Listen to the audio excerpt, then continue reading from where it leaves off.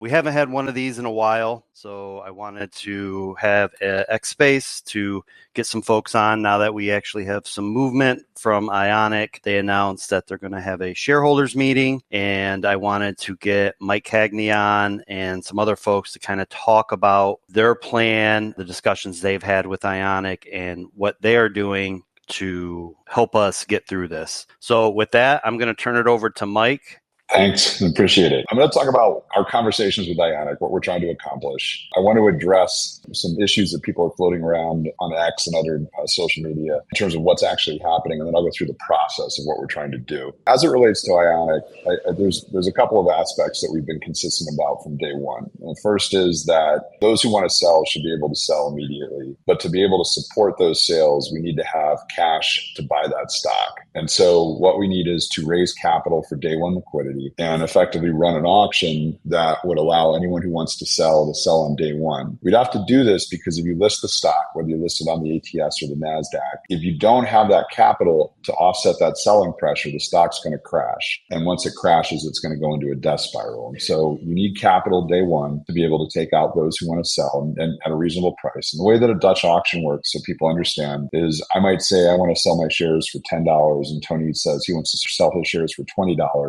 If the clearing price is $20, we both get $20, right? So you get whatever the maximum clearing price for the auction is. And it's a very elegant way to be able to clear that out. Ionic also is going to need cash for CapEx. It's going to need to reinvest in rigs. It's also going to need cash for other things that we think can create significant enterprise value for the stock, including the potential to become a pool operator, to the potential to stand up a carbon marketplace on blockchain, other activity that it could do to create enterprise value for the business that ultimately accrues back to the shareholders. So we'd have to raise a second pool of capital. The first is to liquidate the shareholders that want to get out. The second is to reinvest into the business to create a going concern that has enterprise value that we think would be an attractive investment. What we propose to do is to list the stock on Figure Markets ATS. And the reason we want to do that is we don't need a Form 10. We don't need to finish the audit. We can do the audit post listings.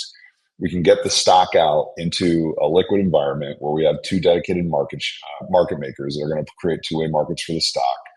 We would stand up a borrow market where you could borrow against the stock in cash or USDC or USDT. We would create a borrow market where you could borrow the stock to the extent that you want to short it. And that might obviously concern people in terms of the context of shorting, but it creates a healthy two-way liquid market in doing that. But we want to stand that up immediately. And so we think that what this does is it brings immediate liquidity to those that want to get out, and it brings enterprise value or the opportunity to build enterprise value to those who want to stay in. And so the three things that are out there in Twitter or X that I need to dispute. One is, some people are saying, "Oh, I'm coming in here to liquidate the company." Obviously, I'm not liquidating the company. There's no point in putting it on the ATS and listing it if we're going to liquidate it. We think there's real enterprise value here. We want to invest in it, and we want to bring the right team in place that can get financing and build the business out. Two, some people are saying, "Well, there's no volume on the ATS. It's not going to trade." Well, this is a unique situation where Ionic, coming out of bankruptcy, coming out of what's called Rule 1145, allows the stock to list without an S1. There aren't very many circumstances like this. In the regulatory environment we had over the last 4 years, it was nearly impossible to try to push through a public listing through the SEC that's native to blockchain. This would be the first public equity trading native to blockchain. And we think there's huge value in that and the ability to cross-collateralize that with Bitcoin. So use your Ionic stock to buy Bitcoin, for example, or vice versa. Use your Bitcoin to buy Ionic stock. And that cross-collateralization, we think, will attract a lot of institutional interest. And we've already socialized that in the marketplace. And there's folks that are eager to lean in and participate in that market. And so to say there's no volume on the ATS, we've never had the ability to list something like this on the ATS. That's the reason why we got the ATS from the SEC, or the ATS exemption from the SEC. And so this would be a first of its kind. But what we've always said is if we can't bring liquidity into this, we would pull it off and list it on one of the national market exchanges, like the NASDAQ. And in fact, I think the process to list on a national market exchange after having listed on the ATS is a much easier process than it is trying to go direct through Form 10, which is what the company's tried to do for over a year now and has not been successful in doing. And finally, now that we've talked about the lawsuit and that we're suing the company to get the shareholder registry, there's this concern that we're going to dox the shareholders. Well, the shareholder registry goes to the proxy solicitor. Ionic is already doing this with the shareholder registry. They've engaged a proxy solicitor to go out and send every one of you as shareholders a request that you vote for their board slate for Liz, LaPuma, and for whoever they're nominating for the empty seat. We're just doing the same thing. We're engaging a proxy solicitor. The shareholders are Tony and team. They will go out and put up an alternative slate of directors. And we'll come out with who those directors are over the next couple of days so folks have an understanding of who we want to nominate to the board for those 2 board seats. But there isn't any doxing. There isn't any public availability of that information. Figure Markets is not going to have that information. We're not going to see it. It's going to go to the shareholders who have the legal right to get that shareholder list for this purpose. And so there isn't a doxing process that happens. So I'm going to stop there. I can open it up to questions, or Tony, if you want to add anything to what I just described. But I think that's really what I wanted to come on today and talk through. The biggest pushback I think we've gotten is that we were all promised a NASDAQ listing. Obviously, it would have been better if we could get a NASDAQ listing. That doesn't seem to be in the cards. Just because the stock lists on the Figure marketplace doesn't mean you can't uplist in the future. In fact, you could probably dual list, where on the Provenance blockchain, if you're distributing Bitcoin dividends and things of that nature, there's plenty of companies that are dual listed. For example, Bitfarms, they're listed on the Canadian Stock Exchange. They're also listed on the NASDAQ. There's nothing that says you can't do that here as well. Yeah, and to add to that, one of the benefits of the ATS is you have the ability, if you want to sell the stock, to convert that into stablecoin and pull that back, as opposed to having to figure out a fiat rail to get cash out. The ATS also does support fiat rails, so you have that ability as well. But it gives you some enhanced flexibility, especially for small dollar accounts and especially for non-US shareholders. Hey, Mike, I saw the pushback on getting the shareholder list, which, again, I didn't think it's a big deal. All of our information has been doxed already. If I see somebody's name, I can look it up and see exactly what they had. And it's not very hard to figure out who was over that 5K limit. Then again, even though I don't think it's a big deal, others obviously did feel like it's a big deal, but I'm glad to hear that go through a different party. Can you expound on what exactly you need that list for and what the plan is with that list? Sure, and to your point, obviously Strata was hacked in the process, so the shareholder list is out there in public domain, and so it's not a mystery. But as it relates to what we're doing, we're not taking possession of the shareholder list. What we're doing is engaging a proxy solicitor who is going to reach out and say, here are the candidates that Figure Markets, GXD, and this consortium of shareholders are putting forward for the board slate. And every shareholder will have the ability to vote for either our slate or Ionic's slate. Ionic will be Liz LaPuma and again, whoever they nominate for the empty seat. We'll have 2 board nominees that, I'll be able to talk about publicly over the next couple of days once we officially file with the company. And that'll happen, I think, on the 17th is our official board slate filing. But we will have 2 candidates as alternatives. And those 2 candidates are going to be aligned towards the objectives I laid out, which is providing day one liquidity through an auction process where we source capital to provide liquidity for shareholders, providing a listing on the ATS with market making and the ability to bring liquidity into the stock, raising subsequent CapEx capital to invest in the business, create going concern, and provide a level of transparency and accountability, including normalizing board compensation, normalizing it to equity compensation, building up regular communication cadence, building out a real management team, including an actual CFO who stays on the job for more than 6 months to take this company to what it should be. And so if you go with us, you're going to be voting for that agenda. If you vote for the company's agenda, you're going to get more of what the company's been doing, from my opinion. Yeah, and also if you look at a typical company, like a publicly traded company, when they have their meeting, what they do is employ a solicitor, right? And then that solicitor will contact everywhere that the stock is listed. So they'll contact Fidelity, they'll contact Vanguard, Robinhood, etc. And then you will get an email via Fidelity, Vanguard, Robinhood, and it will say you can vote on these slate of items. And then you will vote for or against. Right, we've all done it before. If you ever held any public equity, you've gotten that email. Maybe you voted, maybe you didn't, but that is essentially a proxy. So that is your proxy card. That card then gets sent to the solicitor, and then the solicitor tallies all the votes up. In this case, because the stock isn't listed anywhere, it all has to be sent to the shareholders individually. So the solicitor will email you, I don't know, snail mail. It depends on how they want to do it, but you'll get that proxy and then you can vote.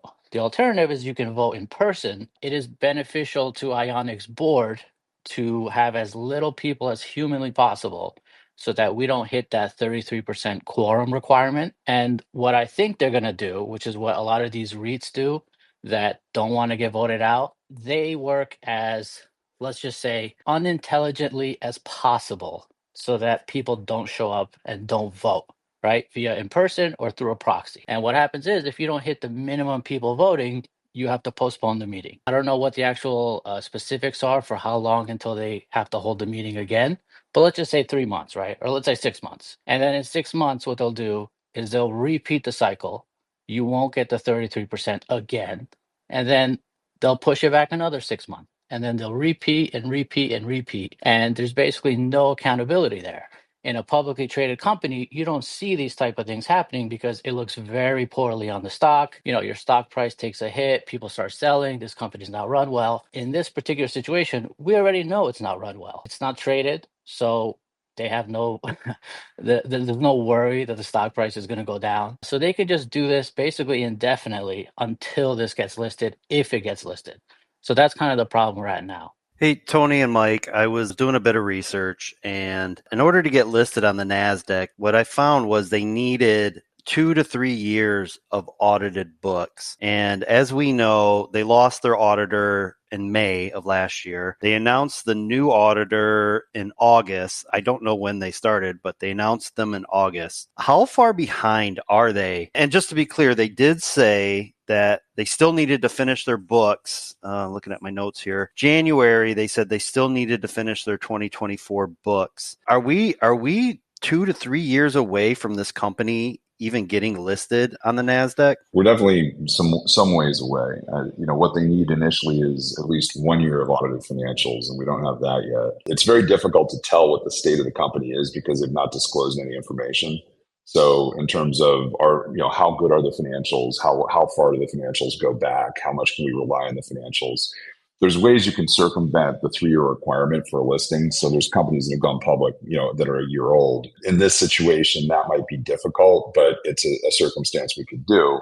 But that goes back to my point around the benefit of the ATS. Is that the ATS, we don't need the Form 10. We don't need the explicit approval of the SEC. And it gets the stock listed. And my view is that having a publicly traded security with an actual CFO with real audited financials that come, if it doesn't work on the ATS, we don't get the liquidity, then it's going to be a much easier path for us to list on an exchange like the NASDAQ or the NYSE, having that background versus trying to do it from a standing start. So there's a lot of headwinds for that listing, but it's not a 2 to 3 year process. Again, we could list on the ATS tomorrow. And, by the way, the other thing you need for a NASDAQ listing is 2 to 3 dedicated market makers, which I think it's going to be a very hard proposition to get market makers to come into this unless you do that day one liquidity function to get those initial sellers out. Because once the stock lists, if you don't do that, if you just, tomorrow it turned on the NASDAQ, half of the shareholders would sell. And you'd have an avalanche of sell orders and no one's going to stand in front of that. And so that needs to be handled in a way that doesn't have a permanent negative impact on the stock ahead of the listing process. There's also a timing component to it, right? The chances of us listing this year, let's be honest, is very slim. If we give them the full benefit of the doubt, let's say it happens in 2026. If the 4-year Bitcoin cycle maintains, which I think it will, everyone talks about super cycle every cycle and it just never pans out. But if the 4-year cycles continue, we're looking at the bear cycle, right, in 2026. And not only are we looking at the bottom, we're looking at the point where we go from the bull to the bear. So there's going to be selling pressure in MicroStrategy and Marathon and Riot and CleanSpark. Every Bitcoin related company is going to see ridiculous selling pressure, and we're not going to be any different. But the difference here is that we have selling pressure to begin with, and now we have the added selling pressure that everyone's going to think Bitcoin's going to zero, which happens every cycle, right? Probably not as likely this cycle with all the institutions, but there's going to be a point where everything looks grim and everyone is scared, everyone panics. It happens every single cycle. It's going to happen again because it always happens, right? And if we list during that point, it's going to be ugly.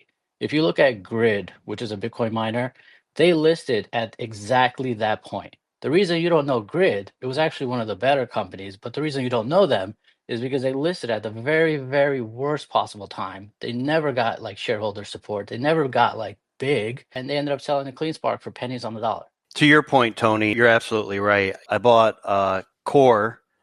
They were going through their bankruptcy. I bought them at 26 cents. And what are they at now? $11, $12. I bought CleanSpark at $4, and they have their own issues, but they're at like $10, $11 as well. And so that was during the bear market, and it can get very, very ugly during the bear. I'm not a trader. I'm a buy and holder type of guy. But I know I've seen it. If you just look at the graphs, those miners get hit very, very hard. And a lot of them will probably go bankrupt, just like Core did, or get bought out by other companies. And whether that's good or bad for us, it is what it is. But there is a very, very good chance this company will get listed during the bear, and that would be very hard on us. But Mike, I wanted to get back to you. You talked about having that liquidity. Once you get listed, having a market there for folks who want to sell. I remember you talking about having that market if we listed on Providence. Did you want to talk a little bit about that, please? Yeah. So again, I think it's a two-stage process. The first process is doing that Dutch auction, getting out anyone who wants to sell day one at a reasonable price. And then the second is, the going concern of the business, and it's raising capital into the business to build out not just reinvestment in CapEx, but also, as I said, I think there's some interesting opportunities Ionic could spearhead around becoming a pool operator or a decentralized pool operator or standing up a blockchain-based carbon market. There's other things that can be done that would add a lot of enterprise value and add some interest in the stock to institutional investors. And then as it relates to the ATS, the process is we create a native blockchain digital share registry of which, all shareholders would have. We would get two market makers to come in and provide a dedicated two-way market. As I said, we provide a borrow. So you'd be able to borrow cash against your stock. We'd be able to provide a stock borrow as well. So you could borrow stock itself. And, we would be out promoting Ionic as a potential disruptive player, not just the mining space, but also in the blockchain space more generally. And we believe that we have sufficient investor interest that folks would want to come in, they want to participate. And we believe that the ability to cross leverage between crypto and equity is going to be an appealing characteristic here, and one that we want to lean in on. And, as I said, the benefit of the ATS listing is we don't need to get a Form 10 done. The Form 10 can come up to 4 months or 3 to 4 months post the first year, fiscal year of listing. And I believe that if we're in a situation where 12 months in, we don't have the liquidity that we had hoped for, we don't have the lift that we had hoped for, we will have an operating business with a public listing and 12 months of financials with a real auditor. And I think we'd be able to take that business and list that on a national exchange without the same headwinds. Now, whether the timing for that makes sense or not, because that would take us into 26, and I don't want to forecast when the next down cycle is in crypto, that would be a TBD. But, the benefit is we'd have the stock listed today. And for the next, 12 months as we run this process, people would have liquidity and they'd have a market maker that could sell too. Thanks, Mike. Nati had a question. Yes, sir. First, do you guys can disclose the two directors you are going to propose on the slate? If not, when will it be disclosed? Yeah, so we can't disclose that until the 17th. So 4 days from now, when we actually do the submission to the company. So let us get the submission in, and then the 17th, which I believe is a Sunday, we'll disclose the two names we're putting out there. Okay. Second, devil's advocate, forget the listing, the diversification of electron monetization. Why would the two directors and the change you would bring with that strategy would do better than what Ionic board is doing right now, knowing that the scam is done, Atate is gone, they are running in automatic. So yes, they have a poor joule per terahash fleet. So why would you do better than them? So I think, again, there's a couple of aspects to this. One is what you want is a going concern. You want a business that people are excited about, they want to invest and put capital in. And what you have right now is effectively an outsource, a limited outsource mining structure on what is now becoming antiquated rigs, even though they're just powered on and your facility. And what we believe is that you need to be more than that to be a successful public company. We believe you have to have a more diversified plan, not just the construct of switching over from Bitcoin mining to AI, which obviously Core and some of the other big miners have done and have gotten a very big premium for doing that. But we think there's things, as I mentioned earlier, like setting up a decentralized pool operator, which is desperately needed in the Bitcoin space because of the narrowing of existing pool operators down to really predominantly two, who are neither of which are decentralized. Standing up a carbon market neutral marketplace on blockchain, which we think could attract a lot of enterprise value and a lot of outside capital. And obviously then just the governance of the business, the management team, being able to attract and retain a real management team, which the company's not been able to do. Being able to have regular shareholder communication, regular financial reporting, regular disclosure, which the company's chosen not to do, right? These are all things that are changes for the better and that are necessary for Ionic to be a going concern and a valuable stock. The way we think we can do this with the initial 2 board seats, there's only 2 board seats up this year. There's 2 more the next year and then more the following year. We believe with the right directors in place, we'll be able to work with the independent directors to the board and be able to push for meaningful and significant change. And we feel very confident in that ability. And this is the starting point to get those first 2 seats filled. Makes sense. I will finish with the composition of the majority of the board. Let's say Shareholder pulls this off. They bring 2 new directors, which are attractive to the market. Then we'll still have the 2 guys from the UCC and the current chairman, La Puma, and the other guy will go out. How this will play out? So Liz's seat is up for election. So we are putting forward a slate. The company's going to put forward a slate of Liz and 1 other outside director that they haven't named yet. We're going to put forward a slate of our 2 directors. And so Liz would be out. The 2 UCC board members will still be in there. They have a 3-year seat. But there's things that we can do to pressure that. And we believe that our 2 directors plus the independent directors would do what's best for the company for the fiduciary responsibility they have. And one of the big questions you have is and part of why you've seen the amount of director turnover in the company is I'm not sure the directors have been fiduciary responsible to the shareholders. And that's something that we're going to press on once once we have folks in those seats. And so, we believe that we'll be able to affect the kind of change that we're talking about here with those 2 directors in place. Thanks, Mike. I appreciate it. I would like to hear Cam and Simon challenge you guys. Thank you. Bye. Well, another thing is the people that we are nominating, I feel strongly at least that they will have the internal fortitude to fight if other members of the board aren't doing the right thing, right? And that comes with experience, and that comes with just kind of knowing what to do and having a good, strong, ethical background where you're going to do what's right by the shareholders and not necessarily what's right by yourself. And sometimes you gotta argue with your fellow board members, but you got to be able to do that. Yeah, Tony, you and I talked about that on X yesterday. I want somebody passionate and willing to fight for us shareholders and not looking for a payout, which it seems like that's the way it's been the past year. So thank you, Nati. I know Mike has 1 more minute. So Mike, if you have any closing comments, please let us know. No, I appreciate the forum and I appreciate people hopping on today. And again, our focus is we want to create a valuable business here. That goes hand in hand with a successful listing on the ATS. Obviously, if Ionic flounders, it's not going to be a great ATS listing. So we want to lean in and build real enterprise value. But we recognize that a lot of folks want liquidity and they've waited a long time for this. They were forced into this investment and they want to get out. And, a lot of you see my tweets about, had you invested in Bitcoin, you would have done very, very well versus, the stock that's not trading that you'd have no visibility on how you've done.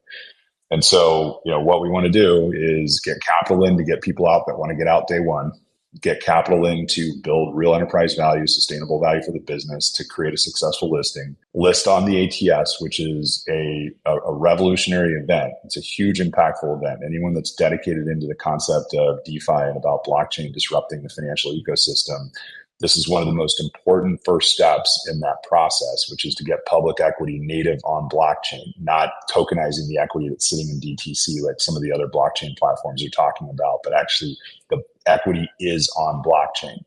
And that's hugely disruptive and we think has enormous value for the industry over time. And that's one of the big motivation reasons of why we're doing this and why we're leaning in. We're not trying to liquidate the company. We're not trying to dox any shareholders. If the ATS doesn't work, we think we have a better argument or a better position to get it onto a national securities exchange. But one of the other things that I can sincerely say is going through this process and just seeing how the shareholders were treated, how the creditors were treated. For me, this is beyond I want to get the first public equity listed on an ATS. I actually want to do what's right for the creditors and the shareholders because I just think it's been a tough slog. And I don't think you've been treated fairly. Thanks, Mike. Really appreciate your time and all your efforts. Keep an eye out. Hopefully we'll get some more information, and I'll hold some more spaces, and would love to have you back. Yeah, no, I appreciate it. And anyone that has any questions, obviously, I'm readily accessible out on X. I'm happy to respond to legitimate inquiries. When the people that call me an asshole, I don't often respond to. But if you have anything constructive or any questions you want to ask, I'm pretty responsive, and I'd be happy to engage on that platform. Are there any other names you will respond to? I can go through and look at some of the things I've been called over the last couple of weeks, and unfortunately, I have thick skin, so I'm okay. But I tend not to respond to people that are overtly negative. But I don't mind disagreement, and I don't mind having that dialogue because I think it's important to be talking about everything right now.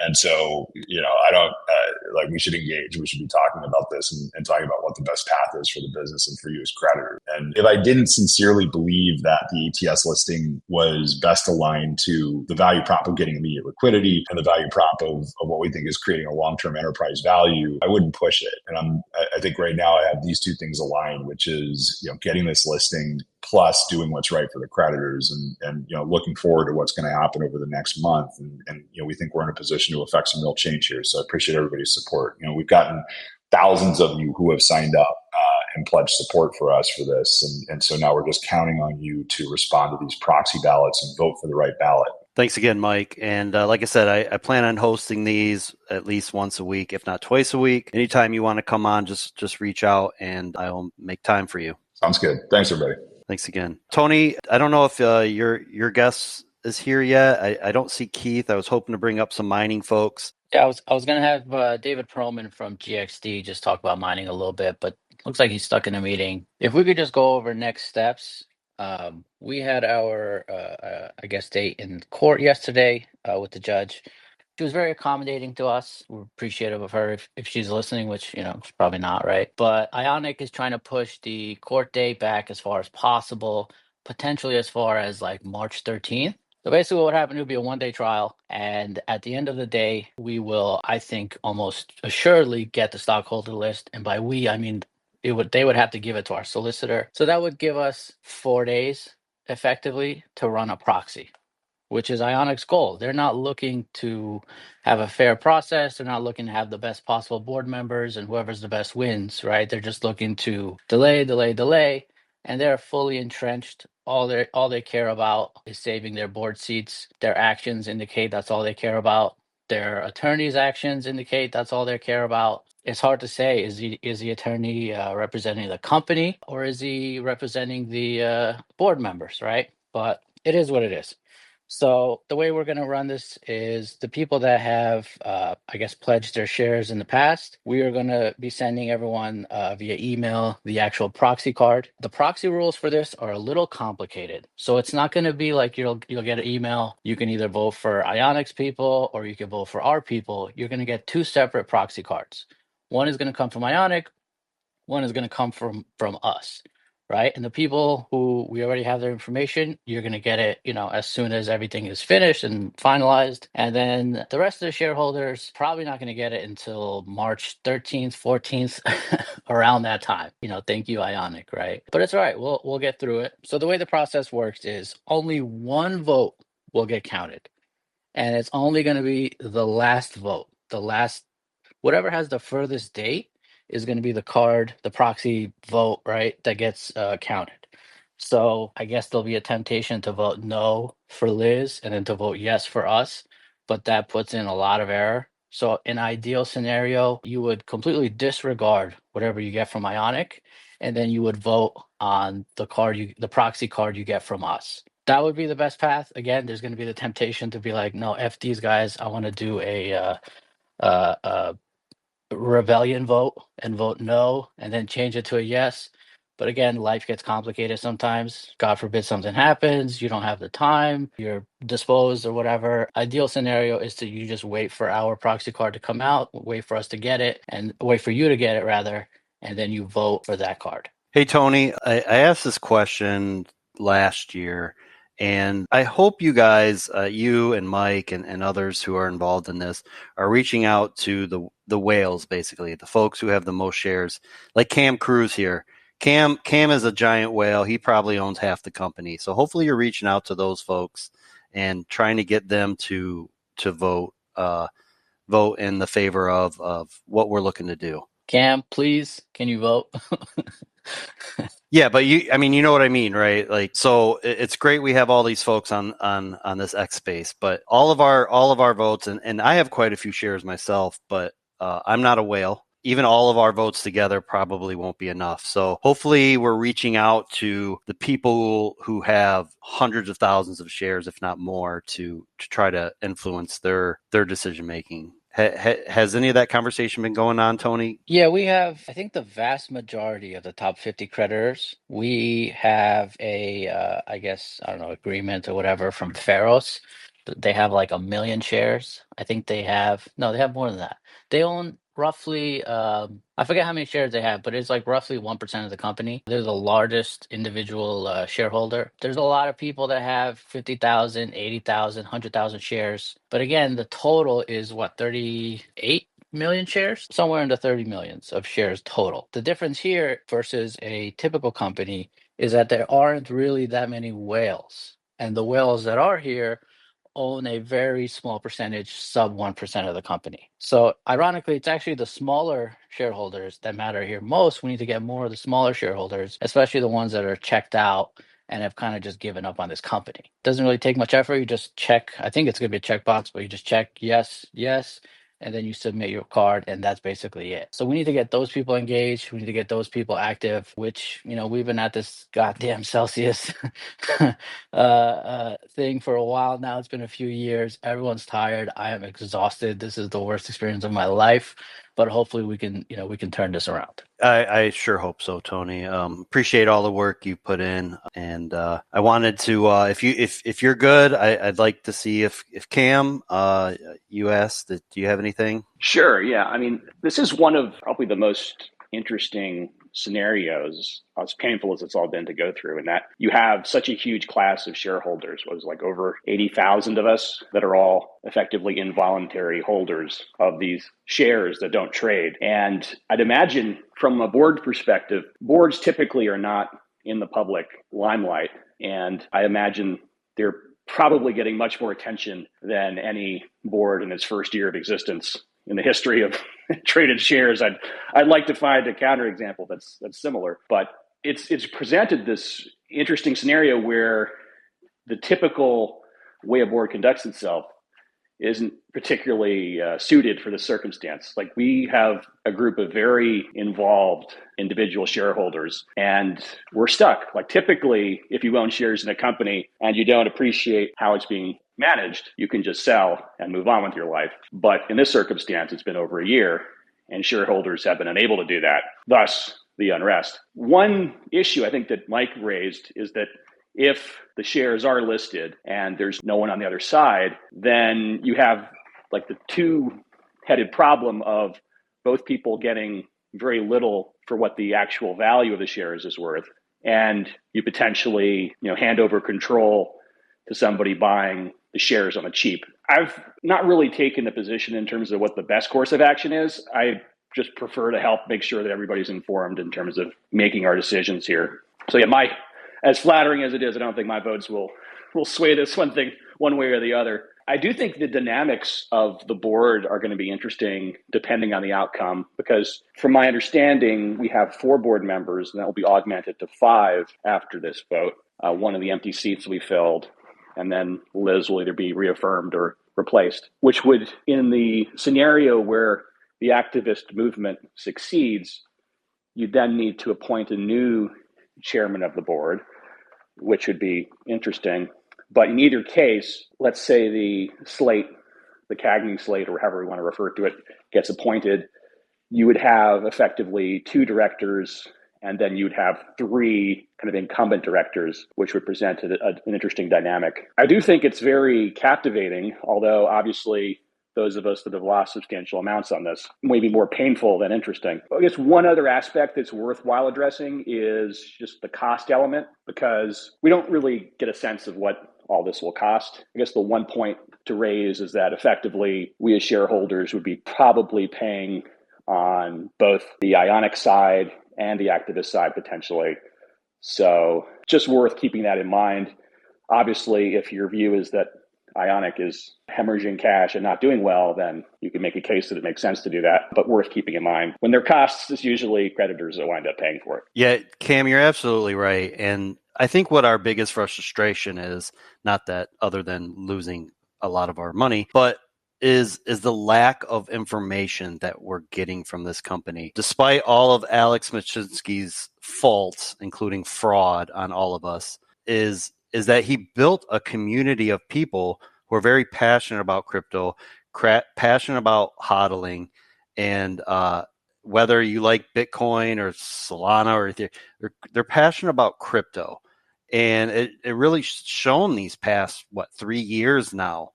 And Ionic could have built upon that, except they decided to go, dark most of the time. And instead of building up the company, generating a ground well of support from all of these people, they've decided to limit their interaction with us.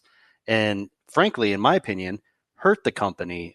If we're trying to build this company up and get investors interested in this company, you don't do that by sending out a tweet once a month or once every 3 months and changing the board multiple times in 1 year. So yeah, to your point, I agree. It's probably going to cost us a little money. Luckily, Simon Dixon is listening, and he'll probably cover it all. He seems like a nice guy, so I appreciate his support on that. Tony, I really want to get to Keith. Do you have anything else before I turn it over to him? Yeah, just a few points on that. Part of the process, Dutch auction, which is very important, why we had the GXD Labs team involved with their experience in M&A. So they're going to run a separate process, kind of at the same time, basically, as the Dutch auction. So Cagney, and I guess you can call it Cagney's team, is responsible for getting the shareholders, or excuse me, getting the investors on board to buy the shares that want to be sold. And he's basically the only way he can be successful in this scenario is if he gets them the price to be as high as humanly possible, right? As close to that $20 or more as he can get. Whereas the other guys, their basically position is they're going to try to value the company, try to see what they can sell the company for, right? To get an idea of what it's worth on the open market. So their goal is to try to get as much out of the company as humanly possible, and the winner is basically going to win. Meaning, if the GXD guys can get us $20 a share in an acquisition, and Cagney can only get 15, then we're going to sell. It's going to be an acquisition, and depending on the terms of the acquisition, we'll get cash, stock, whatever, right? Depends on how it goes. And then if Cagney can get a higher bid, then he'll get listed on the exchange, and then the people that want to get out, they can sell for that higher price. So the whole point is, everyone's working together, but they're competing against each other to get at the highest price for everyone, which is what the UCC was supposed to do in Centerview, but they didn't.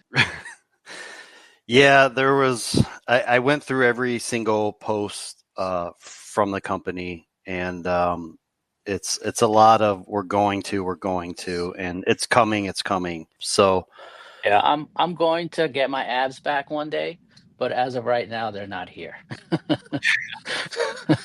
So thanks, Tony. We got about 12 minutes left. I wanted to turn over to Keith. Keith is one of the best people I know when it comes to mining. He takes the very limited information that Ionic supplies and is somehow able to turn it into data that us normal folks can digest. He does a lot of good work for us. He has a lot of haters, but if you're not facing enemies, you're not going in the right direction. So Keith, thanks for joining us. I wanted to turn it over to you and give you the floor. Thanks. Yeah, no, I appreciate it, Dexter. Sorry, I was a little bit late, got caught up. I'll try to keep it really short for everybody. I'm going to post on my main page here shortly, but in the comments section of this thread, I did actually post a couple slides for everyone that I'm going to be discussing. So we can basically see from the inception in January of 2024, they peaked at a daily average mining of 11.14. As of yesterday, they're looking like they're currently mining at 4.86 Bitcoin per day. Now, we did see an uptick from November into December, and that was with everyone that's been tracking this is probably aware of. Building 3, Building 4 of Cedarville went online. That did provide an uptick in their effective hash rate. But as we can see, it's already started to tamper back down pretty significantly. So we're back. We peaked at December of 5.44. And mind you, all of this data comes from the Arkham wallet tracing that they do for Ionic. So I pull all of this information straight from their wallets, so all of their deposits and all of their transfers is what I'm using. We can see that they're effective. So what I like to use the term effective hash rate. So they might use the term average hash rate. I like to more use effective. And that basically takes the monthly average revenue per terahash and basically does the math to determine, how much terahash that would effectively be, and then that gives you your exahash. So, for example, in January, the market's average revenue per terahash turned into $2.19, which was, 6.594 million terahash, which ended up being 6.59 exahash effective. So I'm still seeing a lot of discrepancies between what Ionic's leadership and board is presenting in public statements. They presented something like 8.56 average exahash per day, and their revenue in the math, even if you account for the fact that they might have misstated their post all expenses, it would only have bumped them up to 7 exahashes if you basically calculated out what their difference was, which was the difference would have they reported 154.36 Bitcoin mined, which would have still been only 15.35 million. So I'm still seeing a lot of discrepancies. I think that with this lawsuit going on with Tony and everybody, that y'all need to really kind of force them to provide these actual real metrics, real data, hold their feet to the fire, and especially get their costs. Like, y'all don't even know how much they're paying. Like, I can rough math, the energy equivalent of what that amount of rigs would be, which I have a nice little tracker. So if their 8.59 exahash was true, that would have cost them $9.377 million in just pure energy expenses. So, I mean, y'all need to figure out what's actually going on. And I think Tony's on the right path with this lawsuit to get that done. So I'll cover more of that on my actual post at the conclusion of this. But if anyone has any questions on that information, I'd be happy to try to elaborate a little bit more. So on the lawsuit side, it's not as simple as that, right? Because it's pretty clear that they're not telling us how much money they're losing, because they're losing money. If they weren't losing money, they would tell us how much money they're actually making. But in order to prove that in court is very difficult, right? This lawsuit is only to get the shareholder list so that we can run a proxy and get 2 members on the board.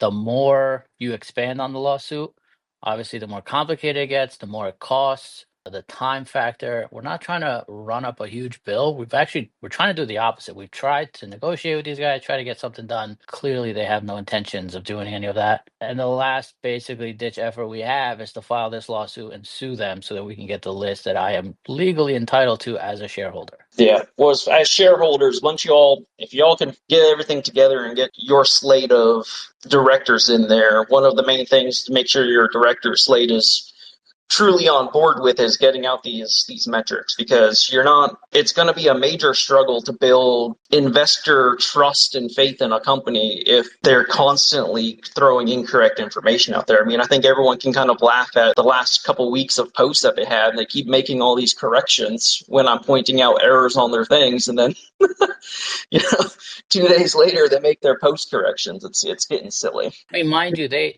employ a PR team, like an outside PR firm. They're wasting their money.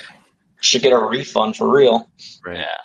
Yeah. Keith, I actually wanted to ask you this question. So in my notes here, in 5 December, Ionic posted that senior leader personnel, with the assistance of the board of directors, the BOD, will lead day-to-day operations. And then in 14 January of this year, they said they completed construction and energized the other buildings. And there's 2 notes here that really caught my eye. One, they bought 15,000 miners and said that they will turn cash flow positive in 3 months.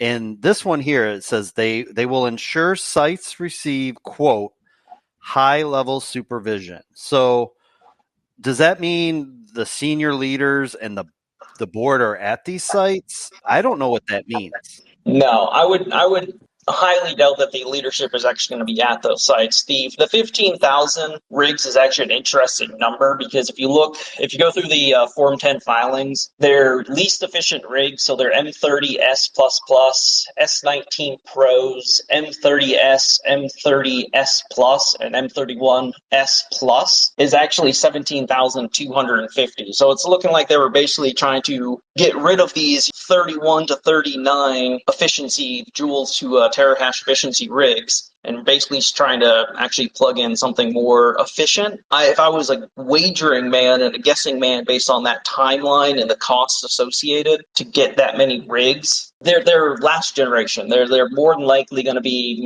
S19 Gen era equipment just because of the timeline to what they're claiming as profitability. The math just doesn't work out to S21's, current modern equipment. Does that make sense? Yeah, so I guess what you're saying is they bought those miners to replace the older miners. Is that what you're saying? I would believe so. I know Tony has a little bit more information on like potentially site to site stuff, but I believe that they did have some of their locations had some of their older equipment that was less efficient. And then because they're currently sitting at like 31.2, 31.3 joules per terahash, their most efficient fleet, which they should be able to get fully operational, is their 28. They have 4,000 units of their S19 XPs, which is 21 joules. You've got 18,686 as of last report of the S19s, which is 30, and then 87,229 of the S19J Pros, which is 30. So with them being at 31 and change, that would imply that, some of their existing sites or some of their older sites had those significantly least efficient units being plugged in.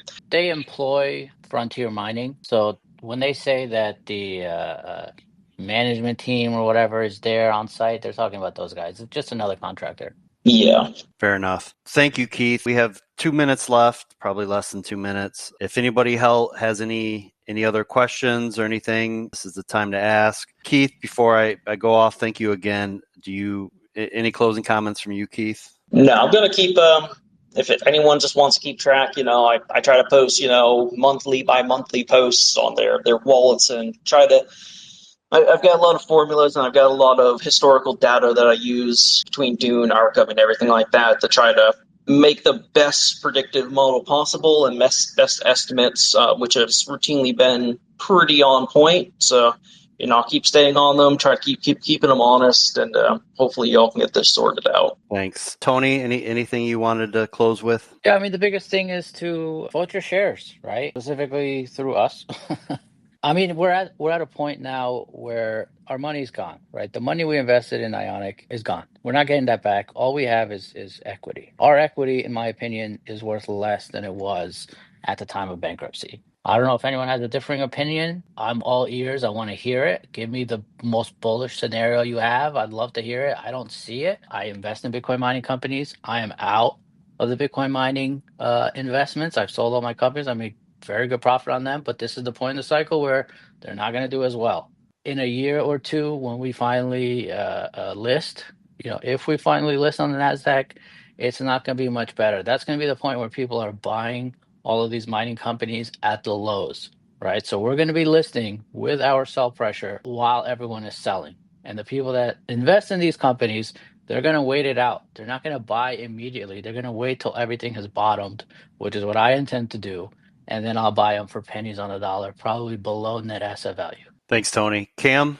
Yeah, I guess one thing for you, Tony, there, you don't want the detractors to confuse that the shares are worth less with them being worthless, which they're probably going to try to catch you on. I think Simon got called out on that repeatedly through the bankruptcy. But yeah, I think just with this process, I imagine the incumbents aren't seeing this activism favorably. But what I do hope is that they pitch their candidates the vision for the company to us and actually try to win our vote over. I think we've heard from Mike kind of an outlay of the vision that he has that his candidates would push forward. I'd like to see Chairman of the Board, LaPuma, and their other candidate actually put forward the vision for the company. And I think that would be helpful to give shareholders a voice, because I think that's what a lot of the unrest is all about. Like, we're stuck with these shares, and nobody's actually asking us. They're just informing us months after decisions have been made. So I think for a good vision for this company would be to improve the investor relations. We saw what happened with the board observers. That seems to be kind of a canary in the coal mine with how things have been going. And all of us as shareholders would like the shares to be worth more. It's pretty clear that Tony and team are trying to agitate to improve the value of those shares. The incumbents, ostensibly as fiduciaries, also would be wanting to do the best for the company. So even though there's two competing visions, hopefully this can lead in a positive direction, even though I imagine not everybody would want things to come about the way they did. But yeah, thanks for sharing your views here and organizing this, Dexter. Sorry, one last thing. I know we got to go. I just want to add to what Cam was saying, right? There is no one there currently that is able to sell their vision of the company to us, people that are forced into this investment. If they can't sell us, that are not able to sell, right? Whether they do a good job or bad job, we're stuck holding these shares. How the fuck are they going to sell venture capitalists, institutional investors? How are they going to sell BlackRock to be like, hey, invest in our company? If they can't even sell us, who can't sell regardless? They can't pitch the vision to us, and we have no choice in the matter. How are they going to pitch it to someone that they want to give them tens of millions or hundreds of millions of dollars? Right. Hey, we did have two people, so I'm going to try to get to them real quick, and then I'm going to close this out here. Joe, you're up first. Just wanted to comment to Cam and Tony's point. I think, even if they are doing well, and I would think, even with the old mining rigs that we have in this market, they should be doing at least okay.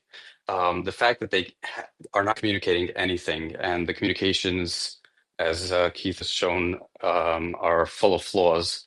I think, even if the company assets are valuable, it's devalued when you're operating as if we're still in Chapter 11. And that's, I think, how shareholders feel. After getting screwed by Celsius, we expected coming out of bankruptcy that we wouldn't have to struggle to get basic information for the company. So I just wanted to thank Tony for really spearheading this. And I think even if it's going to be difficult to get 33% of the shareholders to vote for change on the board, there has been already some significant changes that I believe were caused by the pressure that was put on by Tony, by Mike Cagney. We've seen, board member changes already and other things that happened with compensation that didn't make too much sense. And also want to thank Brett Perry. It was a difficult journey going through the observer role for a while, and he doesn't give up. He is taking all sorts of risks, and it's very much appreciated. We don't have a lot of people here, so it's going to be hard to get everybody involved to vote, but hopefully we get that list and we keep seeing changes, and maybe we get lucky and actually turn this company into something valuable. I do believe the assets do have significant value. Hard to know the market cycle, how it's going to play out, but the good news is the build outs did happen, and the Bitcoin is pumping. So if we continue on that trajectory, hopefully these assets give us more of a recovery than we think we have right now. Thanks, Joe. 100% agree. Cam, you still have your hand raised. Was there anything you wanted to finish with? I think that's just space is lagging. Yeah. But thanks again for hosting, and been good to hear from Mike and Tony. So thank you everybody for coming. I To Cam's point, and I 100% agree with him, I would like to challenge the Ionic board and those who support the company. I would love to host a space with you and give you the platform that you need to talk to your shareholders, including me, and outline your plan and why we should support you. I would love to hear from you. The board went on, at least the CEO went on a mining podcast, and I just looked at it the other day. He had 655 views on that podcast he went on that was posted on YouTube. And maybe he got more for whatever service that podcast uses. But I guarantee this space right here will have more listens to than that podcast. So if the Ionic board really wants to reach their shareholders, please reach out to me. Let's do this, and I will give you the platform that you need to reach us and allow folks to ask you questions that hopefully you can answer. Again, thank you everybody for joining. We went 8 minutes over, so I apologize for that, but I really appreciate everybody who joined. Tony, Keith, Cam, everybody who asked the question, Mike Cagney, really appreciate you guys. That being said, that's the end of this X Space, and I will talk to everybody later.